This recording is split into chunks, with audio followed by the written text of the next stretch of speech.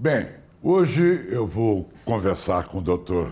Edmo Atique Gabriel, nosso consultor, médico cardiologista e nutrólogo, sobre o seu livro Coração, Ensinamento de um Órgão Magistral. Está aqui?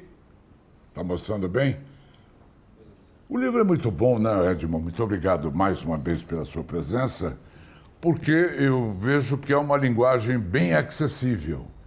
O livro não é só para o outro médico cardiologista, mas sim para o público de uma forma em geral. Exatamente, Amaury. O objetivo desse livro, eu escrevi esse livro durante o período mais crítico da pandemia, quando eu notei que as pessoas mandavam com muita apreensão perguntas, dúvidas sobre questões do coração, doenças relacionadas ao coração, a relação entre emoção e coração, nutrição e coração, atividade física e coração. Foi feito para pessoas em geral e de qualquer faixa etária, de qualquer nível, de qualquer categoria, para que a pessoa realmente possa entender um pouco mais sobre esse universo maravilhoso, magistral, que é o coração e todas as suas correlações. Agora, Edmo, dentre vários assuntos que o livro aborda, né, e nós pedimos para que o Dr. Edmo escolhesse 3 temas para a gente desenvolver aqui e dar uma noção geral do livro. Aliás, o livro é interessantíssimo e nos traz informações preciosas. E você escolheu hidratação, hormônios e a parte emocional. Primeiro, hidratação. Eu quis enfocar esses 3 tópicos, primeiramente hidratação. Daqui a pouco, dezembro, se iniciando, é o mês que é o primeiro mês do verão brasileiro. A gente sabe que as pessoas vão procurar praias, vão procurar atividades esportivas ao ar livre, vão procurar mais academia, vão procurar mais se cuidar. E um dos mecanismos essenciais para esse cuidado, para a saúde e do ponto de vista cardiovascular, é a hidratação. Sem água em quantidade adequada, as nossas reações químicas não funcionam.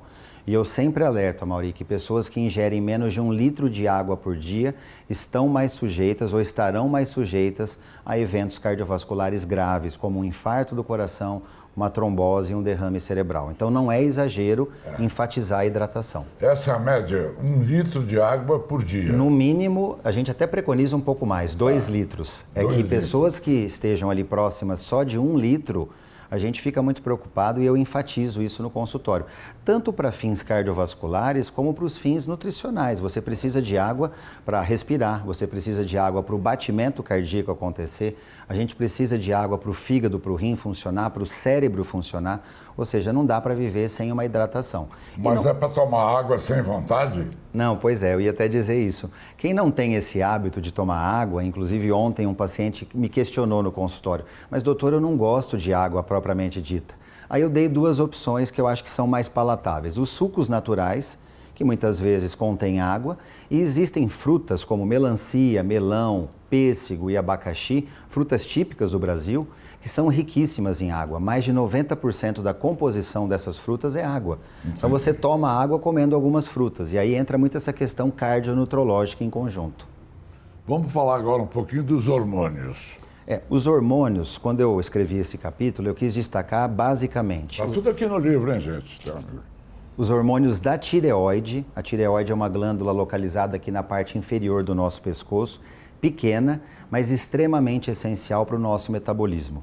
Nós sabemos que a tireoide produz hormônios que controlam o funcionamento de todos os órgãos. Para vocês terem uma ideia, o coração humano ele pode bater devagar se a tireoide não funcionar adequadamente.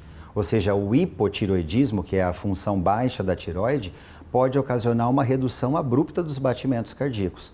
Isso na minha rotina eu tenho que lidar sistematicamente, principalmente em pessoas de maior idade. Os hormônios vão diminuindo com a idade. Mulheres na menopausa, outro grupo populacional no qual a gente sabe que os hormônios são essenciais para a proteção do coração. Na menopausa, as mulheres têm estrógeno e progesterona um pouco mais baixos, então elas precisam de um acompanhamento protocolar, um protocolo cardionutrológico para tanto orientar a alimentação como o risco cardiovascular. E existem outras substâncias hormonais, como por exemplo a vitamina D. A vitamina D já não é mais só vitamina, ela é um hormônio natural, ela é anticancerígena. Para nós termos ideia, pessoas com vitamina D baixa correm o risco de ter 30% mais câncer de mama nas mulheres e 30% a mais de câncer de próstata nos homens. Portanto, precisa de vitamina D, precisa ter contato com o sol, precisa muitas vezes suplementar. Agora, no capítulo sobre prevenção, você fala sobre o cuidado com o coração desde jovem. Desde bebê, falávamos agora, né? Sim, Não. sim. Eu estava comentando com a Mauri aqui nos bastidores que eu vou operar uma criança daqui a alguns dias de 7 meses de idade com uma má formação cardíaca em decorrência de um problema genético que ela tem. Isso é muito comum. Hoje os diagnósticos, devido à tecnologia ter avançado muito, esses diagnósticos de cardiopatias em crianças são muito mais fáceis de serem feitos. Portanto, esse conceito da prevenção não pode começar na idade adulta. Para você ter uma ideia, Maurício, saiu uma pesquisa nos Estados Unidos semana passada, mostrando que você tem que fazer uma triagem de crianças com risco cardiovascular, inclusive crianças com ansiedade excessiva que possam ter repercussões cardiovasculares a partir de 8 anos de idade. Ou seja, a gente começa na fase bem precoce, na idade escolar, e vai acompanhando essa criança. Nos temas, nós não falamos da parte emocional. A parte emocional, Que sem é? dúvida, é o ponto principal que se mistura com qualquer outra situação relacionada a coração. Não tem como você isolar ou dissociar a parte emocional de outro aspecto cardiológico. Você aborda aqui no livro. Eu abordo principalmente na fase final, porque eu reúno tudo que eu discuti no livro e coloco dentro do capítulo emocional para dizer que, na verdade, pressão arterial, colesterol, diabetes, hormônios, tudo isso pode ter alterações ou sofrer alterações se não houver uma saúde mental equilibrada. Então as pessoas precisam ter um amparo cardiovascular e muitas vezes a parte nutrológica é um mecanismo auxiliar através do qual você melhora a parte emocional de uma pessoa. Então eu convoco todas as pessoas que tenham essa instabilidade emocional a fazer o seu check-up abordando a parte cardiológica e a parte nutrológica em conjunto. Agora, além de cardiologista, você é um excepcional nutrólogo, eu sei disso.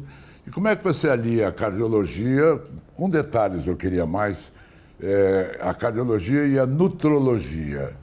Eu procuro criar, como você falou, algo concreto. Nós não podemos trabalhar com algo muito fora, muito filosófico. Tem que existir evidências. Então eu trabalho primeiramente com evidências, com estudos que já comprovaram benefícios de alguns mecanismos nutrológicos. Por exemplo, a hidratação que a gente citou agora, por que realmente esse valor de hidratação ao dia realmente é necessário, isso tem um fundamento.